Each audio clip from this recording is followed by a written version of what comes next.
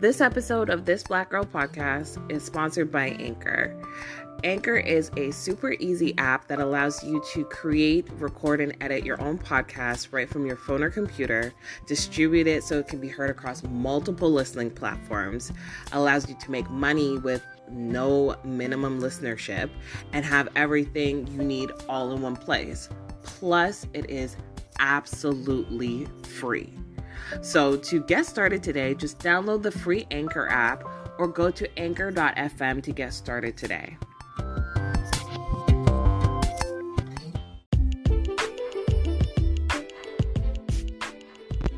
Hello. Good morning, good afternoon, good evening, wherever you are. It is your girl Lola, aka Ola.Miss.Lola without the H. And you're listening to another episode of This Black Girl Podcast. I am joined again by the lovely Mr. Hello. I know we were away last week. We didn't come down with no vid, but we both were really sick. And I have a personal principle, like, I'm not going to give you a lazy episode. I'd rather just recover and come back with a good positive attitude. Cause like, I ain't trying to make you feel like this is like a struggle. This is a chore. Y'all ain't a chore. You're appreciated. You're loved. You're wonderful human beings taking in this content and listening and joining us for another week. So we always want to give you our best. But with that being said, we took the good advice of taking the week off and just recuperating and do what we got to do. Question for you, sir, is when was the last time you received bad advice? And did you take it or not take it? How did it affect you? I mean, I'll say I get bad advice almost every day at work, and I don't take a lot of it. Sheesh. It's not even necessarily that I want to like drag people, but sometimes people want to do their best and they want to help you, but they just don't know what's going on. Ouch. And they don't know your specialty. They don't know what's what, right? So what kills me is the fact you said all the time, every day. All the time. That's wild. All the time. I mean, listen, I give bad advice too, because sometimes I'm trying to be like, hey, I'm being solutions oriented and I'll say something, but I'm kind of talking on my own ass and I get dismissed pretty quickly, but like, that's not surprising to me. Yeah. I mean, that's fair. I will say I'm personally guilty of, occasionally giving like what I believe to be good advice when the person is just like, bitch, I just want to rant. I don't want a solution. I just want to chat. So I'm like, oh, and I just kind of have to run it back, tuck it in my back pocket for another day, For sure. But okay, so when you say that, like, you've received bad advice, like what is like one of the things that... What are the worst ones? Yeah. I remember getting into it one time, I think it was either Christmas or Thanksgiving, with my father a number of years ago, because he was like, oh, this is before I kind of really had like set myself down the path of being an artist, and what I was going to do was a little more up in the air. Okay. But I remember having this whole conversation with him, like, bro, manufacturing's dead and intellectual property is like where the money's actually going to be. He obviously vehemently disagreed, but I was just saying, like, I mean, it's the reason I say it's bad advice is because it turns out I was right. Right. Because every single company now is trying to not sell you something, but sell you a subscription. I mean, that's fair. Yeah, that's true. Right. We've moved away from products and we moved away from single stuff, and now everything is all wrapped up in intellectual property. I mean, you saw the writing on the wall. That I did. How does it feel to be Miss Cleo? I mean, it feels pretty good. I've been able to turn it into something kind of lucrative for myself, I still work making intellectual property, so. Yeah, so you get to benefit from it. I mean, that's fair. I feel like for me, the worst bad advice I always see and or receive is like health stuff. Yeah. It's health stuff. Like, I have my own health related issues. I'm a thick girl, but I can still keep up and do my own thing, whatever. But people just think because like you're not a certain size or you don't look like them, so you're automatically dismissed as like unhealthy. Right. Or if you're not like maybe vegetarian or vegan, you're categorized as not healthy. Yeah, and it's like your physical appearance and your health don't actually have that much to do with one another. Right. Like, I remember... You could be big, but you could be healthy. I mean, it's not even just that. Like, I remember, I think it was, like, later or earlier in the year, maybe, like, 2 years ago now. There was a little bit of a feud happening between Ethan Klein of the H3H3 podcast and Joe Rogan of the Joe Rogan Experience, obviously. Because Ethan Klein's a more overweight dude. Sure. And then Joe Rogan was trying to clown him for that, and Ethan clapped back and said, bro, you took artificial testosterone, you took performance-enhancing drugs, and you've enlarged your heart, and you're unhealthy as shit. Yikes. So don't compare our two healths, because I understand I'm overweight, but you're an old man with a heart condition, literally. Yikes. So who's more unhealthy? Like, I understand you look more fit, but does that mean you're healthier? Yikes.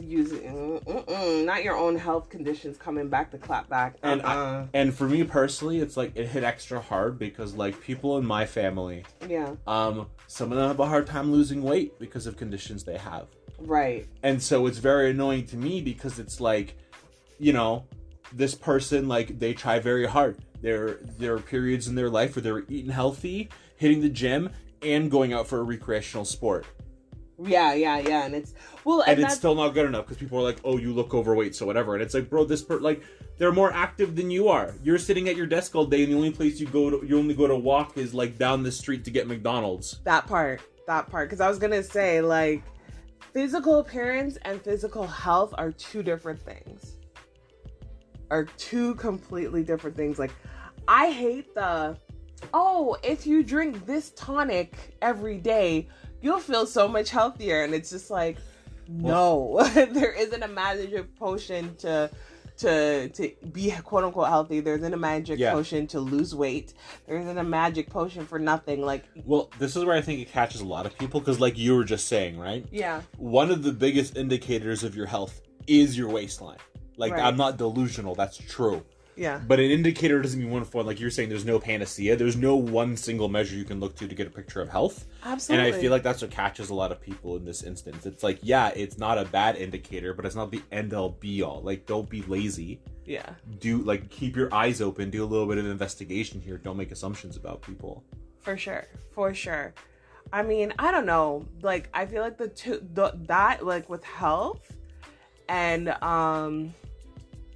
relationships, when people give especially unwarranted advice, those are the two dangerous roads to tread. Could I tell you the funniest piece of unwarranted advice I got? What? I remember one time I was out and it was my sister and I got invited to hang along with some of her friends because they were going out to dinner. So she was like, "Come to dinner with us." I was like, "Yeah, all right, I want to get some dinner." Okay. And I know you guys well enough, so okay, let's go. We're going out. We're sitting there around the dinner table, and I'm talking about going to Sheridan. And this girl starts going off, or buying a new PC and going to Sheridan or something. I can't remember. It was like buying a new computer. And this girl goes off about how, like, oh, well, if you're going to go do stuff in art, you have to get a Mac. I know people and whatever in their Mac. And I'm like, girl, I'm literally a working artist. And you're trying to tell me what we all do. And I'm like right here telling you that, okay, sure, that might be the case, but I'm the exception. But it was just so funny to me. Because they were so dead set on this, and I was like, because girl, you know what? listen, I think what I said to her is what I'll say now, and it's like, listen, all things being equal, if money is no object, sure, a Mac might be better, but you're paying for the brand when you're paying for a Mac, my friend, and I'm poor as fuck. Stop this. No, I was about to say that, like, people will cape for a brand so hard. And, like, I remember, because I had an iPhone, I think, like, once, like, way back in the day. My friend was upgrading. She's like, I have no use for this iPhone. So I'm like, you know what? Okay, I need a new phone anyways. I'll buy the phone off of you, and then you can get your new phone. I'll be fine with this phone, whatever. So I had the iPhone. It was all right. It was cute, but, like, Can I be honest? It wasn't anything revolutionary to me. To me, especially now in this day and age, right? Because I've been messing around with an iPhone a little bit more than I have normally. Yeah. Because I'm working, and I work in set or whatever. I work in film or whatever, and they decided that, like, most of the cast uses Mac stuff. So I've been messing around with an iPhone to make sure that, like, things I'm making for work show up good. Yeah. Because, like, I do stuff mostly for screens and stuff. Whatever. Anyways, so I can't stand that there's no universal back button on an iPhone. I think there is. There isn't. There's no like on an Android phone. Yeah. Like, I'm looking at my phone, I'm looking at your phone. There's always a little bar at the bottom, and it's like, oh, you can use this to get out. You can float out with this. That is not true on an iPhone. You just have to go to the home page. You can go to the home page, but you can't. There's no universal back or whatever. Weird. I didn't notice that. That is something that sticks out to me like a sore thumb, because it's not just about like exiting pages, because whatever, there's a little button at the bottom, you can do that, and it'll bring up all your open apps or whatever, and you can carousel through. Yeah. But there's no way to be like, hey, I'm on this website, let me go back in a universal button. That doesn't exist. Okay, there's back so it's buttons into the on. apps. There's a back button on the app, okay. but there's no universally floated back button for you. Weird. Yeah, Weird. There's so many little things to me on an app on iPhone, and I think that honestly, like, it gives me Legend of Zelda vibes, and I'll explain it in that, like, Ocarina of Time is an amazing game, but its controls are pretty shit. I mean, and you can't blame them, because they're literally one of the first people. Nintendo literally invented the way that cameras handle in 3D space with Legend of Zelda. Right. So I can't be mad at them. They did an incredible job. But this is the first pass, and we've had a lot of passes since then. So comparatively, it doesn't feel good. I feel this way about the Mac OS, where there's so many things about it. Like, yeah, I understand that at the time you guys didn't know better, and so you had to do this, and this is what it is, and you were figuring yourself out. But nowadays, we've iterated past it so much, but Apple, unlike all these other companies, is beholden to their past mistakes. No, it's not even beholden to their past mistakes. I honestly think it's a money grab, because I remember what I mean is, like, they're not just gonna be like iPhone 13 and our entire OS is different. Yeah, I know that. Yeah, that's what I mean by beholden by past mistakes. I guess just for the audience to understand. What I'm saying, just kind of to push that thought process home, like, that's what they do. Like, I remember, was it iPhone X? Or was it iPhone 8 or 9? I don't know, one of those two versions. I remember they, like, were hyping up some big feature that, like, Android had for years at this point. I think it was camera. No, it wasn't the camera, because iPhone's always had a good camera. That's the one thing iPhone, if anything, where I don't know. Actually, you know what? I think maybe I know why. Because I know most apps are made for iOS before they're made for Android sometimes. Because a majority of creators use an iOS platform to build stuff. A lot of the camera quality in certain apps are better with the iPhone camera than with, like, a Android camera. But we're getting too technical. My point is saying, I remember they came out with some feature and they're trying to hype it as, like, something new and revolutionary for the iPhone and da-da-da-da. And I was just like, Android's had this for years. And that's when it clicked to me. I'm like, Mac is trash. This is literally just a money grab. They want a new phone. They want to make money. It's ridiculous.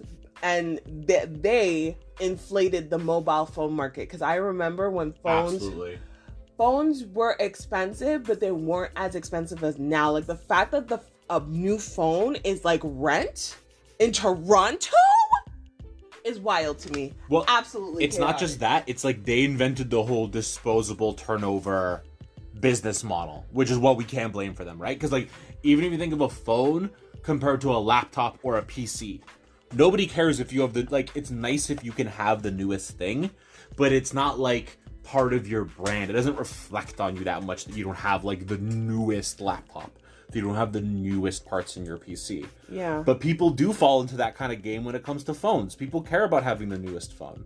Right. And that's purely because of Apple. Like, 100%. They're the ones that set that up. They're the ones that did that. Absolutely. And I think it's wild that, like, a new phone will cost anywhere from, $13 to almost $2,000+ for the smallest updates. Yes, smallest updates. That's the wild thing. And then, like, Samsung, because they're the biggest competitor to Apple, started copying their model, and now their phones cost like $2,000. But it's not just that. It's also because that model is extremely profitable. Yeah, for sure. Because they cultivated their own, like, fandom of mobile phone users. Well, it's not just that people have to buy out their stuff. It also means that that most customers are not going to have a very old phone. So that means that you can design your phone like you could basically like you don't have to design your phone for late game. Yeah. You can just completely skip that and stick to only like a new strategy. So if you get parts that are cheap and burn out, if you get stuff that's like whatever, if your phone slows down over time, it doesn't matter as much because most people are going to turn over their phone in 2-3 years. Oh yeah, for sure. Because most places you trade in. Remember, you trade in your phone for the newest model. Like they don't give a shit. Yeah, it's like when you have a computer. Like to me, the average lifespan of a computer, as someone who uses a PC like for their work and other things, is still like 5 to 7 years. The turnover on a phone is like 3 to 4 if you're lucky. It's usually 2 to 3. Yeah, because I got my computer like 2 years ago.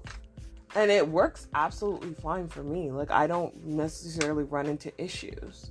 Yeah. Right? I threw down a bunch of money on a pretty beastly PC in a few years, and this thing's going to last me for like 8 years. Yeah, and as it should. That's just not the thing about phones. But you know what? Yeah. How about you tell me about some of that advice that you got? Oh my gosh, bro. I just got a medical procedure done, and I had a follow-up with my doctor or the clinic or whatever, and they're like, yeah, everything's good to go. You can kind of resume normal activities. Just be careful of A, B, and C. And I'm like, great. Okay, cool. So I'm sharing with like family members like, oh, this is, what I heard and this is the feedback I got. And they're like, oh, you shouldn't listen to that. And I'm like, wait, I shouldn't listen to the clinic that did the procedure? Like, it hate it when people are just loud and wrong, especially when they think they know better than medical professionals. And I'm not going to cape for medical professionals and say all of them are right, but I trust and did my research so that who I put my care into, like their hands, essentially, I trust them to do so. So it's like, I'm going to take their advice. Well, it's even on a basic level, it's like, whose advice do you want to take? Like, someone who has some kind of training or some yahoo off the street? Bro, like, for real. For fucking real. Like, I can't. And, like, I know it's out of love, but no, don't start faking that you're a doctor all of a sudden because you don't like what somebody else had to say or you don't agree. You can say you don't agree, but don't try to pull shit out of your ass. Yeah, absolutely. I mean, like, I think that there's a lot of people who'll be like, oh, you're smart at X, and try to make that apply to a whole bunch of other things. Yeah. And I think people do that with doctors, right?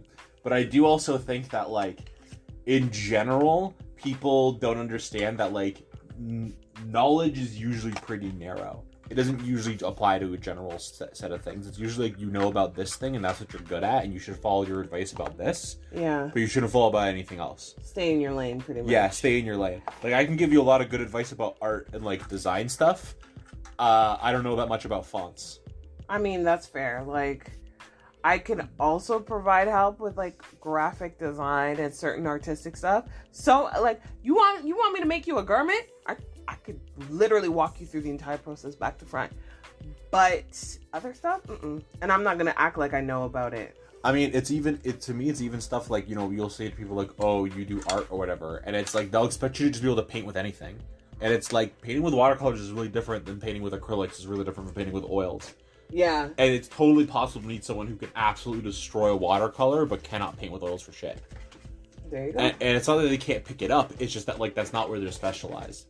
But I think a lot of people be like, oh, you do art, so you can do anything creative. No, not really. Like, it's a little bit more, it's narrower than that, I guess. But the worst advice you and I both saw it this week. We were watching 90 Day Fiance. Oh my God. That is our vice. That is our couple thing that we do. We watch 90 Day Fiance and cringe together as a family. Bro, okay. There's a couple. Their name is Bilal, not to be confused with Belial, the demon of lies. Ironic, though. And the way that Shaida says Bilal makes it sound like Belial. That's why I switched it. You're so mean. Okay, I'm sorry. And Shaida, they're a black couple. One is from America. The other one is from Trinidad and Tobago. And they've been butting heads because Shaida, she left from Trinidad to come be with Bilal in America, and she was well-to-do in Trinidad. She had a yoga studio, all of this. She dropped everything to come be with him and to marry him. And he was trying to force her to sign some kind of super ironclad prenup that left her high and dry should they divorce. And she's like, I ain't trying to do all of that. Well, it's like, the thing that's so frustrating about it is he's saying, like, okay, I want to get a prenup because I have this brand. I have a real estate brand, whatever. I built that, so I don't want to split that because that's mine. And she goes, okay, great, bet. But I'm a full-ass grown woman. Right? Who, I'm saying this because, like, on 90 Day Fiance, sometimes you get kids that are, like, fucking, like, 21, and they come out on this show. This woman's, like, 30-something. That is true. Yeah, she's, like, I think 36 or something. Yeah, so she's a full-grown woman, and she's coming down, and she's like, hey, you have your brand, but I have a startup brand, too. I have a brand that I put effort in, too, and that's, like, my yoga studio, whatever. Yeah. And it doesn't have a lot of purchase here in America, but it's got some purchase, you know, probably got as much purchase as yours does here in, like, you know, in Trinidad or whatever, right? So she wants to put in the prenup, like, yo, if we build out this yoga brand, that's mine. That's not yours, that's mine.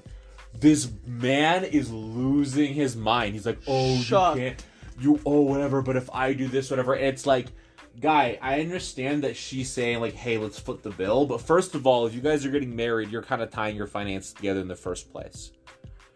And it's like, what kind of scummy husband are you that you're going to be marrying this woman and the first thing you think of is, well, how could I skim off of this business personally? Like, it's wild to me that his mindset is like, what's mine is mine and what's yours is mine. Because when she proposed, like, oh, well, you know, I'm bringing the intellectual property, the knowledge and everything. I'm just asking for your help with capital. His response was, oh, so if your business does extremely well, I'm not allowed to have a piece of the pie. Even though he's saying his business is extremely well and he wants to protect his quote unquote generational wealth for his children and everything. So she's not entitled to that piece of pie because she wasn't there first. Like, it's ridiculous, though, because it's like if the situation was reversed and she's like, okay, so I've got this business, whatever, but you as my wife, I'm going to expect you to contribute, and it turns out that she's really good at it, whatever, he wouldn't all of a sudden be like, oh, well, the brand is yours. So, like, the thing that pisses me off about it is just, like, I feel like he's talking out of both sides of his mouth. Of course he is. Because on one hand, he's saying, well, this business, you know, I should have rights to it and I should have whatever because I founded it. But then turns around with her and says, well, I should have rights to your business and stuff because I'm putting the capital into it. Yeah, because I funded it. And it's like, well, pick one, right? Like, if she turns around and puts more funding into your business, does that mean that she gets it? Well... trust me, that whole thing was a whole mess. And what killed me was, like, every other woman involved was telling her, oh, it's just sign. Just why aren't you signing the prenup? Why aren't you this? Because she fully told him, like, it doesn't, like, there's nothing here that benefits me. Everything here is for you.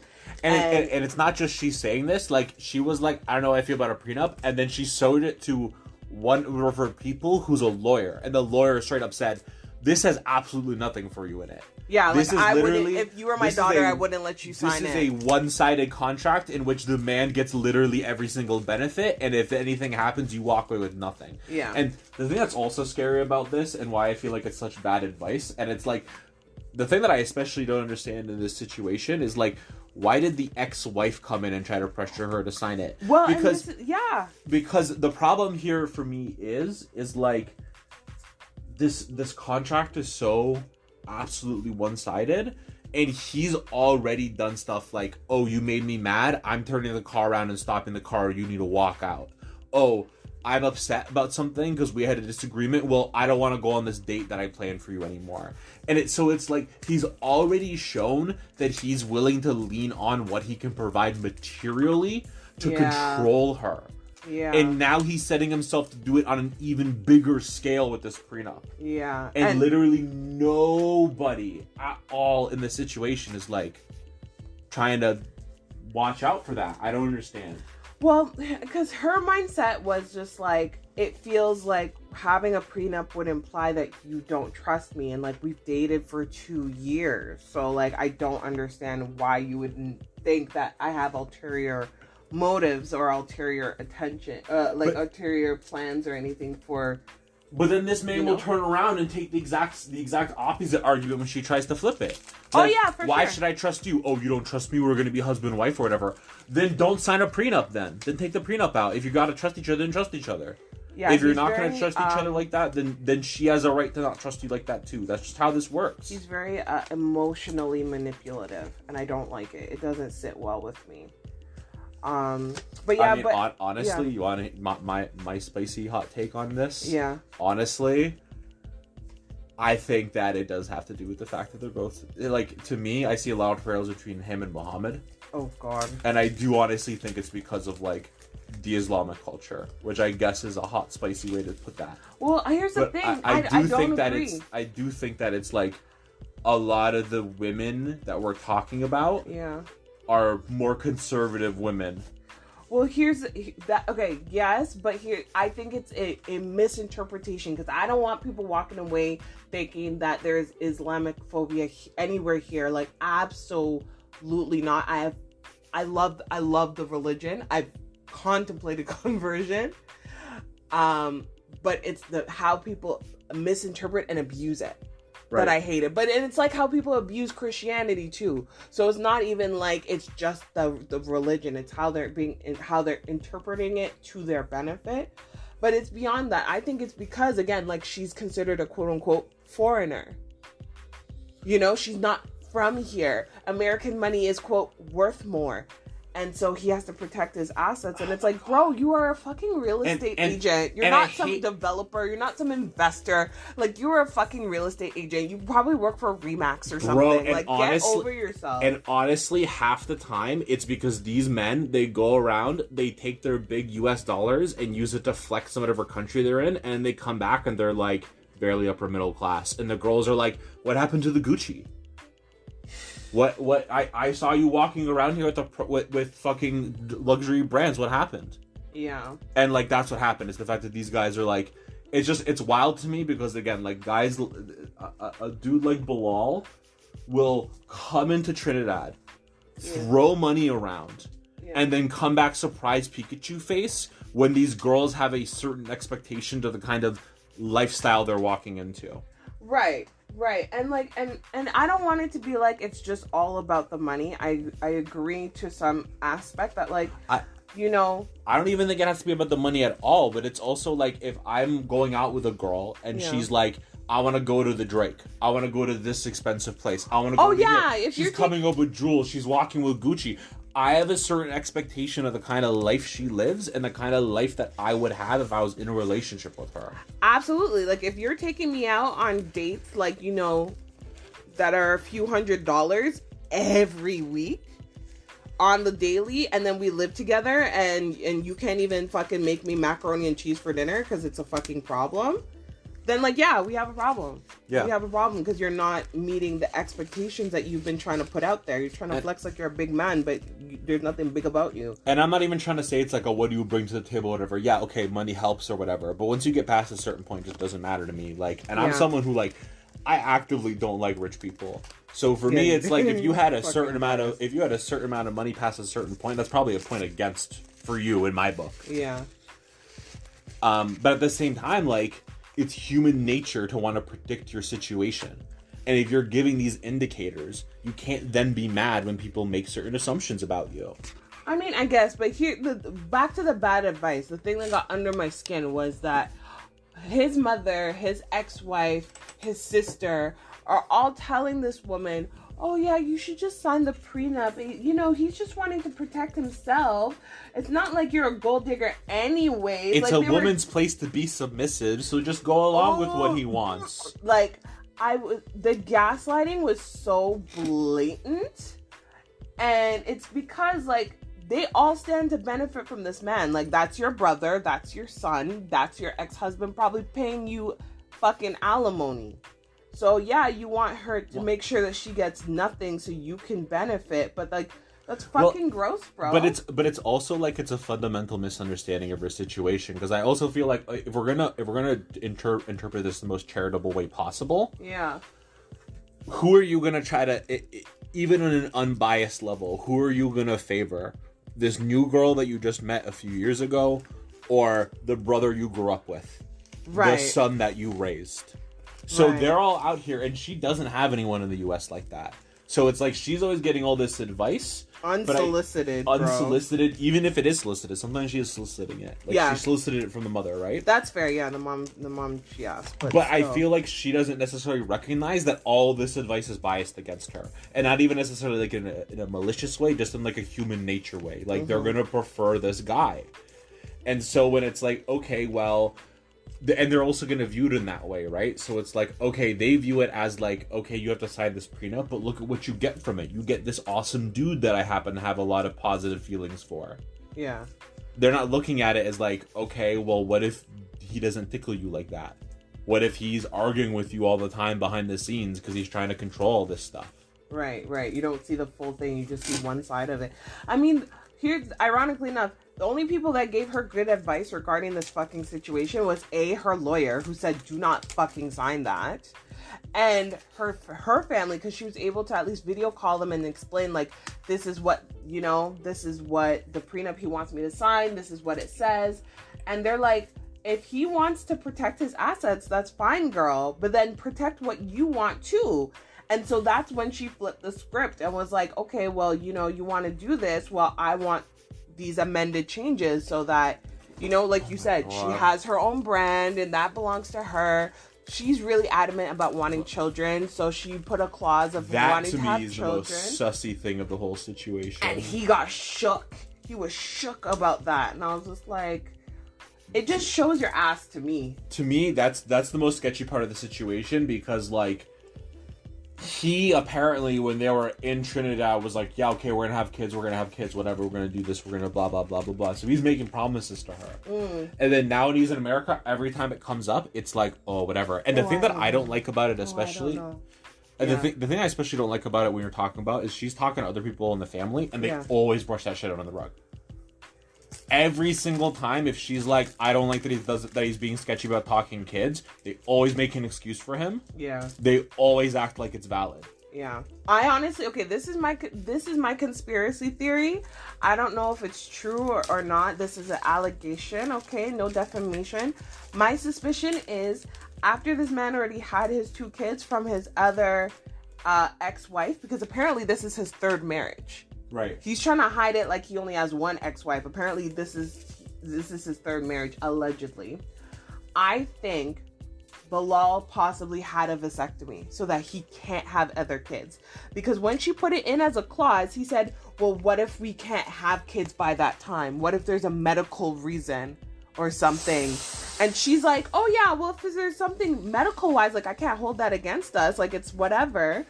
But... that's the timeline I'm aiming for. And so he kind of reluctantly agreed to it. But I think he had a vasectomy. But here's the problem, though. If he knowingly signed that contract knowing that happened, then he's in trouble legally because you committed fraud. I agree. But I'm just saying, like, I could definitely see that being a thing. I mean, yeah, for sure. And you know what? There's alternative methods. Like, I'm sure he can get his sperm, like, surgically removed and planted IVF or whatever for them. It's not like he doesn't make anything anymore. It just doesn't come out. Yeah. Right? But I have a sneaking suspicion that he pulled a Big Ed and got a vasectomy because he didn't want to accidentally get women pregnant. Right. And now he's fucked because she's gung-ho about having kids. She probably thought, oh, she's in her late 30s. She's not going to want kids. She's going to think she's too old to have kids. No. And she's like, not in 2022. Our ovaries are fresh in 2022. Yeah. But yeah, I feel for her. I'm rooting for her. I want her to be happy, be successful, do what she got to do. But this man's so messy. Yeah, for sure. So messy. And like, I don't know. It's funny too because he's somebody who's always got an opinion about everything, and yet the stuff he does is so whack. Yeah, like he's so whack. Oh like I don't know who gave him the bad advice to do this whole test trick thing. One of the very first episodes where he brought her into a house that like was just dilapidated, and tried to act like this was a big spiritual lesson. Like, oh my gosh, no! You want to know another couple that doesn't take anybody's decent advice? Yeah, tell me. Fucking Jabri and Miona. Oh yeah, that's been the most depressing arc for me in the entire series. Absolutely, I was rooting for them. I was rooting for them too, so hard, and then especially you were rooting for Jabri. You liked him a lot. I liked Jabri when he was first introduced, but then he gave me such like man baby energy. Oh my god, not even just man baby energy, but you're definitely right, man. Especially in these last episodes with the whole like, we told you a year and a half ago that you're gonna have to move out around this time, and then he's like, so you're kicking me out? No, yeah, I know, right? They told you a year and a half ago that you're gonna have to go. We're like, just holding you accountable to what we agreed to. So you guys are kicking me out. You can't even give us time, man. Like, this is so whack. That kind of stuff to me gives me it's even worse. It gives me such like I'm a person in art school and that matters a lot to me energy. Oh, where it's like angsty, you're not even angsty people vibes. It's not. It's just like it's one of those. You know what it is? It's the same energy as I'm not bad at art. That's just my style. It's the people that have that energy where it's like I'm doing work, but it's like it's really important for me to be doing work, but that work isn't to an end. Like it's not to like because. Bro, the thing about Jabri that I wish I could shake him down, speaking of bad advice, is he's one of these people that's definitely like, if I just do enough art, eventually I'll be able to turn it into a career. I'm so sorry, that's not how it works, man. I wish that's how it works. You're just gonna be a dude whose hobby is making music, and he's put a bunch of money into it, and it's been like a 10-year thing for him. Yikes. That's Jabri's future, unfortunately. Yikes. Because he's just, I'm sorry, if you have a big time producer... Yeah. I don't care who I'm mad at. I'm not gonna go to blows in front of something that could ruin the bag. It's just not worth it. Yeah, I agree. And even if you are really mad at this person in the moment, is it worth it to air out their dirty laundry in the moment and fuck your bag? Absolutely not. Yeah, I agree. And to me, it's like, again, the reason why I feel like he gives me such like art school student energy is because he's just not serious. Like, he's the literal definition of pretentious in that like he takes his own work very serious. Like if you comment on his work, he's gonna act like he takes it very seriously. But day to day, he doesn't really take it seriously. Right. Because if he did take it seriously, why have a fight and then immediately make up for it? Well, because it was for TV. They think that the clout's gonna, actually make their band famous. But again, it's one of those things where it's like, okay, so you're doing it for the clout, but that just shows you're not serious. Yeah. Right? Because it's like, even if you have the option of, even if your mindset is, oh, well, all publicity is good publicity, why would you want your work that you care so much for to be mired in a cloud of bad in a cloud of like bad stuff and bad vibes? And like not bad publicity. Well, I guess bad publicity, but like, yeah. Well, because people think all publicity is good publicity, even if it's bad. That's like a saying. But it's also just like, if you're very serious about your music, why would you want it to be introduced to people in the context of, look at this messy motherfucker? I don't know, man. People are weird. People are desperate. I mean, to me, it just again shows that like he's interested in being an artist because he thinks it's a way for him to be famous. Yeah. He's really interested in being an influencer, and this is just how he can do it. Yeah. I mean, I guess. But kind of going back, because we're going all over this episode. This isn't a 90-day recap, guys. Yeah, sorry. It's just a bit of a tangent. I was gonna say though, the one thing I really strongly dislike is when you tell like a friend's like, oh, I started talking to this person, but they red flag. What do you think I should do?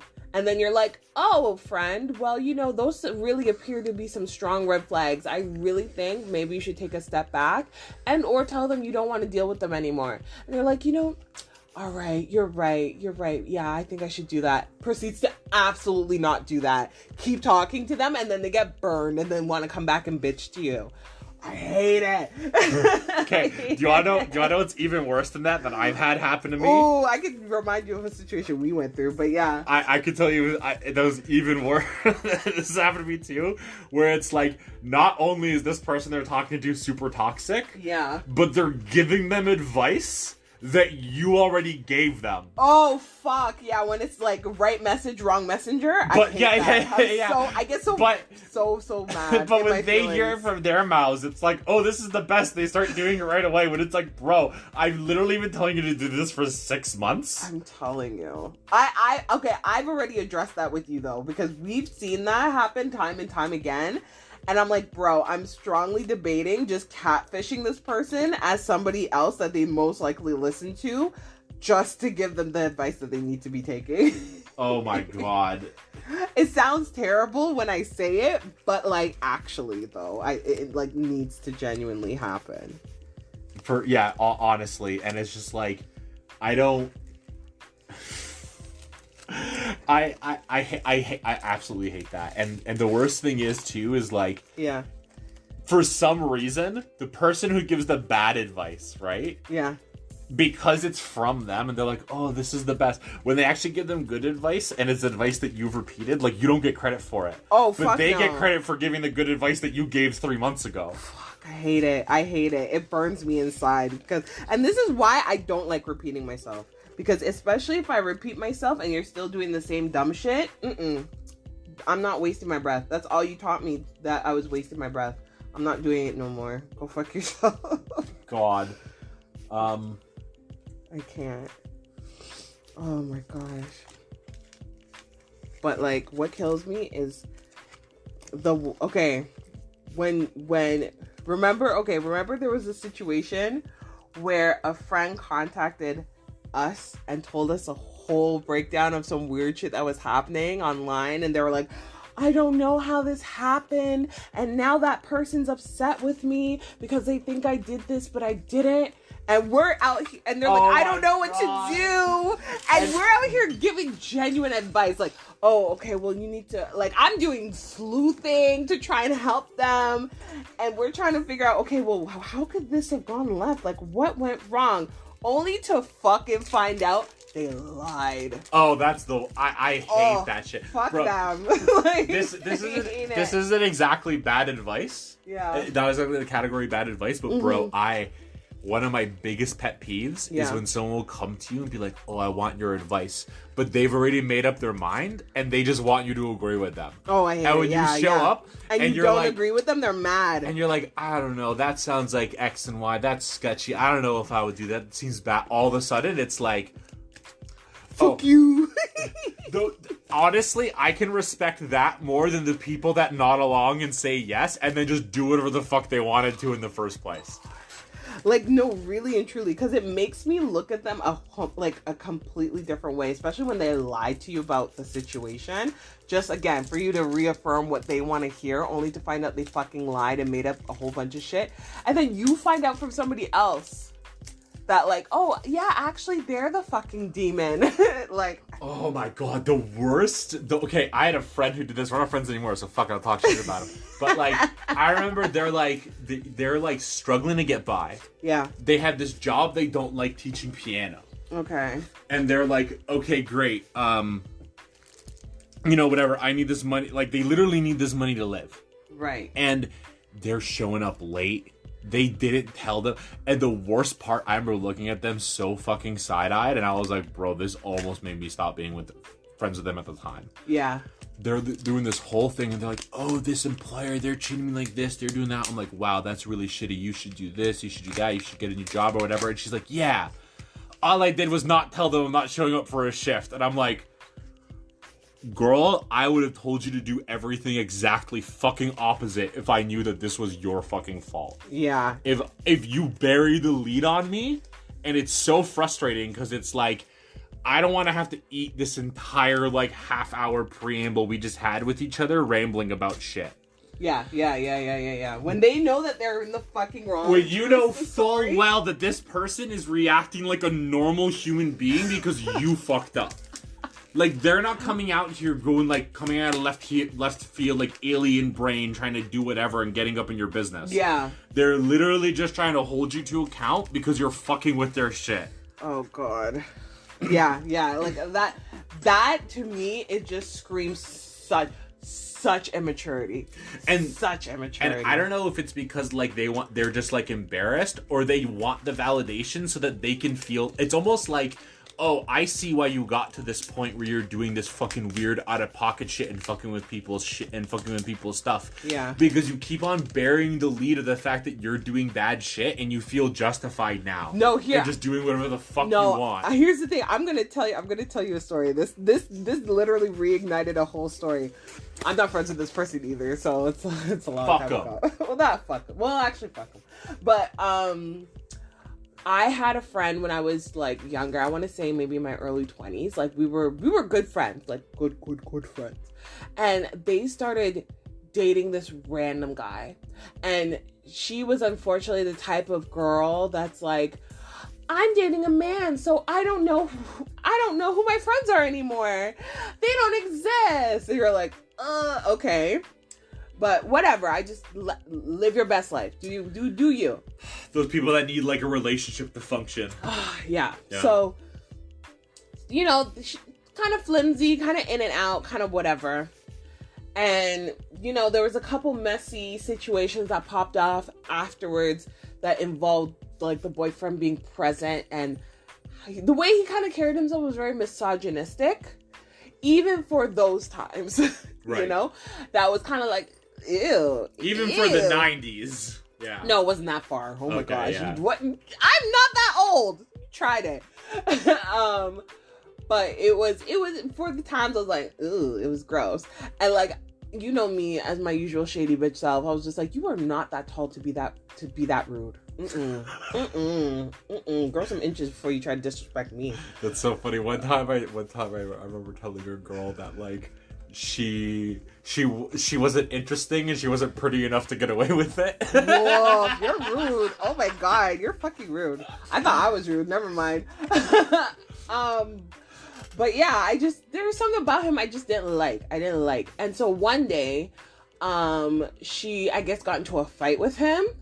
And they were arguing. She calls me and she's crying. And I'm like, what's wrong? And she's like, oh, we got into a fight, me and my man, and he told me that all he wanted me was for pussy, and that he wants me to bring you and bring you and somebody else with me so that he can fuck all three of us, and that I'm just like just saying he was using her, you know, just being so emotionally abusive. And that shit got under my skin because I'm like, first of all, baby, I'm doing what? To who?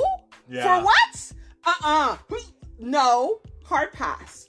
Hard pass. Absolute. The hardest pass. No. I'd rather be removed from this earth beforehand. Sorry. Next caller. And so so she's like, I don't know what to do, blah, blah, blah. So I'm like, all right. So we called him three-way caller. I put myself on mute. She made him repeat what he said. So I heard it from my own 2 ears. Bro, I went off mute and I cussed him rotten stink. I'm like, who would ever want to fucking touch you? Talking about how you want me and my friend to come suck what? Suck what? Your micro penis? No, thank you. I'm not the one, the second or the third. How dare you think that you could talk to my friend and talk about me in that kind of fashion? And I told him, I'll never forget, I told him, I'm like, you're not even worthy to be the dirt that my shoes step on, let alone for me to entertain you as such. I didn't care that was my friend's man, eh? You don't disrespect me.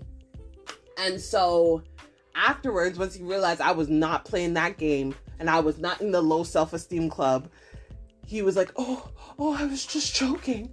It was just an expensive joke. I'm like, well, you're broke. You can't afford it. And after that, I told him, like, he ain't shit. He ain't this, blah, blah, blah. You know, she went back. And not only she went back to the man, she breed for the man and had children.